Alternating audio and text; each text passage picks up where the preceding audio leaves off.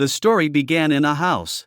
One night, a child was sleeping soundly when suddenly they heard a noise coming from the swimming pool area. The child got up and went to their room window to peek. They saw their siblings' toy outside. The child went to their siblings' room, but they were already asleep. Despite trying to wake them up, they slept deeply. The child went down to the pool to retrieve their siblings' toy, which was underwater. Using a netted stick, the child tried to reach for the toy but couldn't. As they leaned over, they were pushed, causing them to fall into the pool. The child's whole body sank, but they managed to swim to the edge. They saw their siblings' toy floating and tried to reach for it when suddenly the pool lights went out, scaring them. The child reached the middle of the pool when someone grabbed their foot, pulling them underwater, and they vanished. A family planned to move into the house. A man was inside the car when suddenly he felt dizzy. His child called out, asking if he was okay. He lowered the car window and assured his child he was fine. They entered the house, guided by a woman. While discussing the house, the family disliked the expensive kitchen and left. They continued their search, driving past kids playing outside houses. The man noticed a house for sale and stopped to check it out. As they talked to the woman again, their children explored, and the man went to the pool. This was the house where the girl disappeared. He saw the pool and a baseball, triggering memories of playing baseball. Suddenly, he fell into the pool, struggling to resurface. Memories of his baseball days flashed before him. When he surfaced, his child saw him and screamed, alerting their mother, who rushed to the pool. The man was gasping for air, and the woman called for help. They took him to the hospital for a checkup. The doctor recommended daily checkups, but they declined. The man was in a wheelchair, and his wife took him home from the hospital. She cleaned the house, took their children to school, then drilled holes in the wall and installed staircase handles. They cleaned the swimming pool, and the man cleaned the pool drain, injuring his hand. Black water came out of the drain, so they backed away.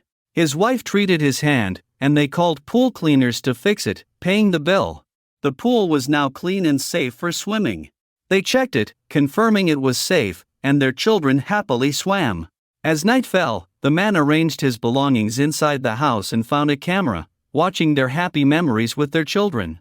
Meanwhile, the woman went swimming and saw their cat, Cider, by the pool. The cat seemed angry and left. While swimming, the light suddenly went out, startling her. She thought she saw her husband, but it was just her imagination.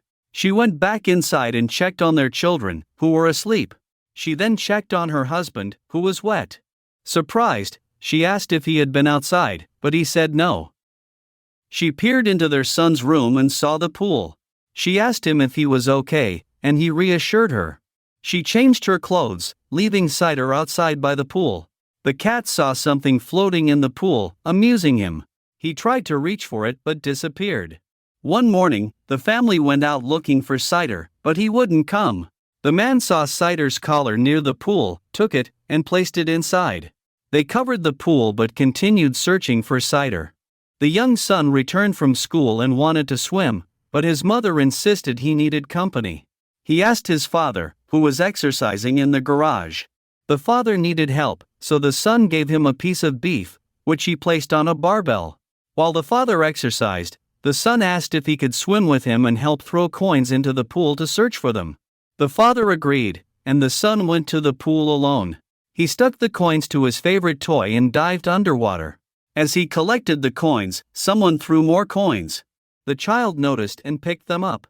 When he surfaced to see if his father had thrown them, there was no one around.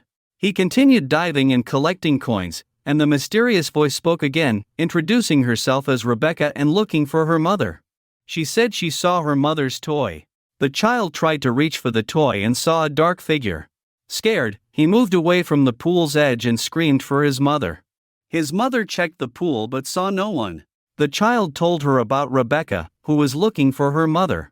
The parents discussed what happened, with the father dismissing it as the child's imagination.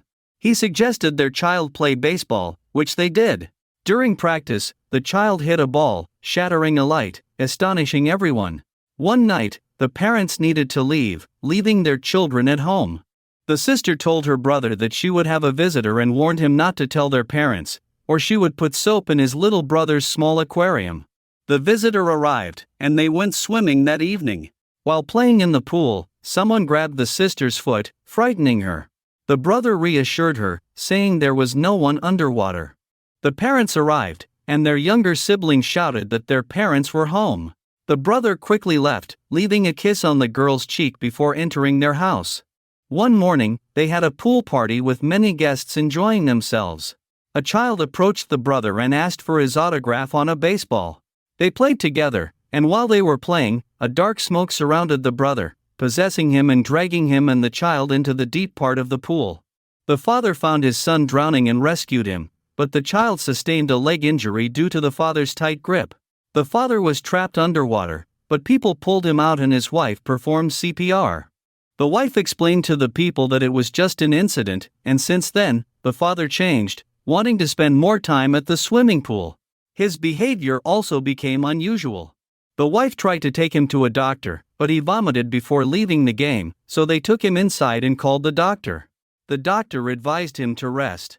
The wife then went to a church to look for a woman, Rebecca's mother, who was sick. She found her and learned the truth about Rebecca. The woman vomited and had black tears, frightening her. She left the church, and the man went to the comfort room and washed himself, shedding black tears. The young boy heard the cat's noise and followed it to the pool, where he saw something floating. Suddenly, a face appeared, scaring him, and he fell into the water. The pool cover spun, almost burying him, but his sister intervened, unable to stop it. Their mother dove into the pool and did something. She tied a hose to metal and her body and dove into the pool. She was possessed and hurt the young girl. The daughter continued diving and found her son underwater. Suddenly, shadows appeared, preventing her from leaving the water. The young girl hid in the garage, and a young girl appeared in the pool. The daughter and her son resurfaced, and she performed CPR, but suddenly, the man appeared, saying it was too late. The daughter hit him, and he vomited black water. The man remembered the happy days with his children. The young boy was also affected, vomiting black water. The man went into the pool and swam, saying someone had to sacrifice. He sacrificed himself to protect his son, swimming in the pool with dark smoke.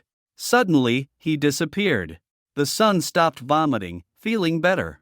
In the end, they filled the pool with soil, concluding the story. Thank you for watching. If you enjoyed the content, please consider subscribing, giving it a thumbs up, and turning on notifications for more updates. Your support means a lot.